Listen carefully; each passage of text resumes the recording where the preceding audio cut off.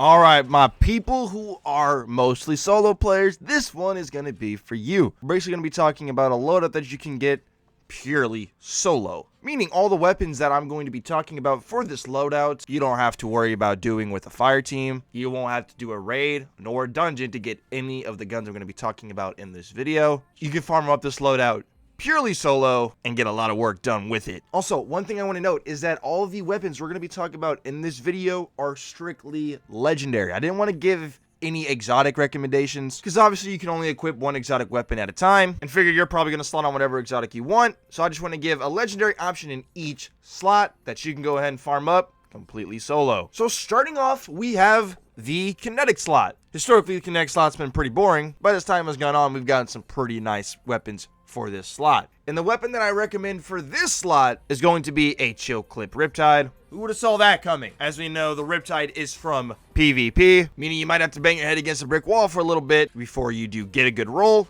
However, you can also just, decrypt some of your Crucible Engrams into Riptides, which is very helpful, cutting down on the RNG a little bit. This weapon was introduced in Season 17 and has been very popular and a mainstay since its introduction. As we know, a Chill Clip Riptide can stun every champion, can stun barriers provided that you are in a Well of Radiance or you have the Radiant buff. But overloads and unstops, it can solo those, at least stunning them wise. Great utility, decent damage for chunking down majors, and can be pretty good for clearing out some ads as well. Overall, a great weapon, and a weapon that I believe everybody should have. Oh, and if you're gonna ask me what third column perk I recommend, Live from Gold or auto-loading holster. Okay, so for the energy slot, we're going to be talking about two weapons. Mostly one, but two. One of the two that I at least want to mention is a harsh language. This is a Void Waveframe GL. So we're talking about weapons that aren't from a raid or a dungeon, weapons that you can get solo. I can't recommend for Barons, unfortunately, so I'm going to recommend the next best thing. It is a world drop, so you're going to have a little bit of RNG and getting a good one. However, Xur or Banshee can sell one. Everybody deserves a good waveframe, so I had to at least mention that one.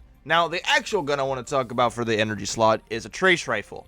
Unfortunately, we're kind of limited on what trace rifles I can recommend here. I can't recommend a Hollow Denial because that's not in the game anymore. I can't recommend a Path of Least Resistance because that's not in the game anymore. I can't recommend my Acacias because that's from a raid-ish activity. Damn Ron, such a disappointment. So what does that leave us with? The good old Retrace Path Solar Trace Rifle from Dares of Eternity. I'm just a firm believer that everybody should have themselves a good trace rifle. So I'm recommending a trace rifle for the energy slot. Suck my balls, I'm just being real. This gun does have some pretty nice perks. It's an incandescent weapon, which a lot of people like. Unfortunately, when they revamped the perk pool for this gun, I think they took out Shoot to Loot because it used to have Shoot to Loot. It just doesn't anymore. Why is that? I don't know. Anyways, I have to recommend a trace rifle. It's in my DNA. You'll notice that the first weapon I recommended was a special weapon. The second weapon I recommended was also a special weapon. That's right. I'm not going to recommend a legendary primary. Double special for life. Let's play the game right and be Giga Chads together. Double special unite. But because I know some people just love their primary weapons, you can go get a good solar incandescent SMG 900 RPM bug out bag from the Sonar Station Season 21 over in the Helm. But I recommend the trace rifle! And now we've arrived at the heavy slot. Now, unfortunately, bro, I would have recommended machine gun, but then I was thinking about it. All of the good machine guns are from raids or dungeons. Commemoration, Corrected Measure, raid machine guns. Fixed Odds the GOAT, baby! That's from Duality, aka a dungeon. So you see my predicament here. So I'm going to recommend a rocket, which, I mean, rockets are cracked out anyway, so why not? Again, unfortunately, bro, the best rockets in the game, Cold Comfort and the Apex Predator, the bait and switch rockets, might be a bit tough to get as a solo player because Apex Predator, that's the Last Wish rocket, and the Cold Comfort, that's from the new dungeon, so that doesn't quite meet our criteria. So what does that leave us with? That leaves us with the Arc Duo, the Pothead, that's me. And the Blowout, that's your ex-girl, you damn menace.